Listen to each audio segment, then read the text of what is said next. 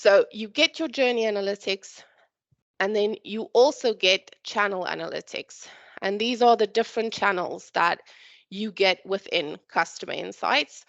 The ones that you're probably very used to is you get email, right? So I can drill down in terms of how do people actually do with the emails that I sent out.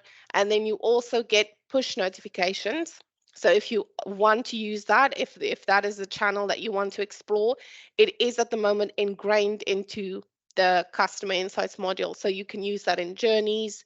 You can run separate campaigns on it. It's all available for you. You just have to set up the base and then you can run with it. And that's the same with text messages. So what's quite nice is that you will continuously get insights on all of these channels, but it also means that you can use these channels in all of the features that are available in marketing, okay?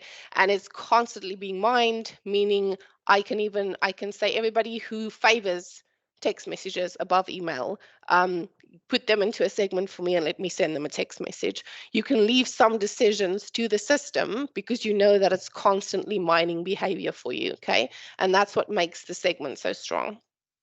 Okay, but to get back to that first question that I had, how do we see information within Customer Insights? You will get journey analytics and you will get channel analytics.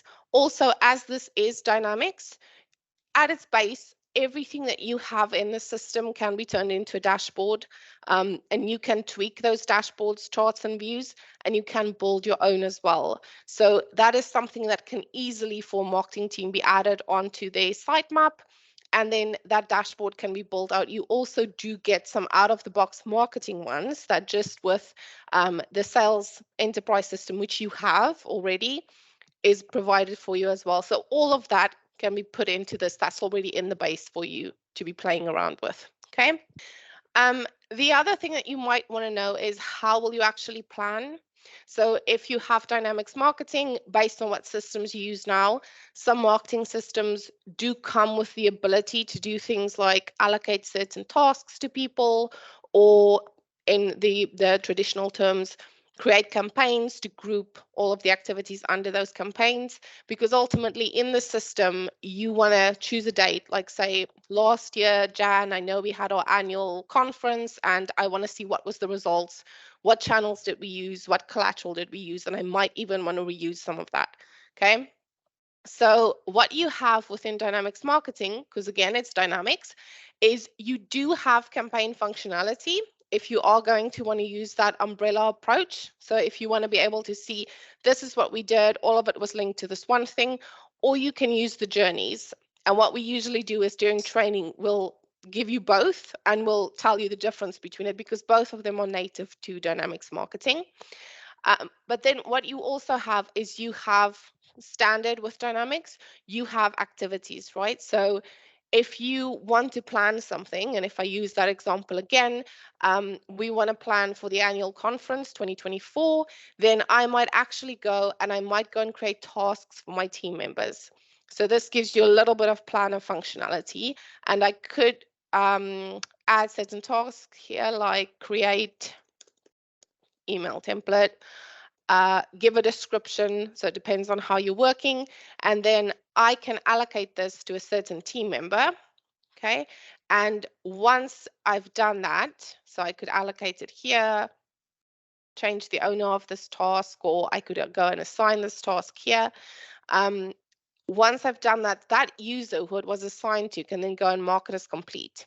And it's just a way for you to stay on top of all of the tasks, and you can even put a calendar control on this. Again, it's native out of the box, so I can see in a calendar view for this month, what tasks do I have? Which ones have I allocated to my team, and what's the status of them?